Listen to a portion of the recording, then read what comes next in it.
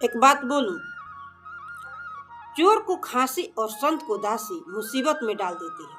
प्यार देने से बेटा बिगड़े, भेद देने से नारी, लोभ देने से नौकर बिगड़े, धोखा देने से यारी। गुण मिले तो गुरु बनाओ, चित्त मिले तो चेला, और मन मिले तो मित्र बनाओ, वरना रहो अकेला। अगर बात सही लगी हो तो लाइक शेयर जरूर कीजिए।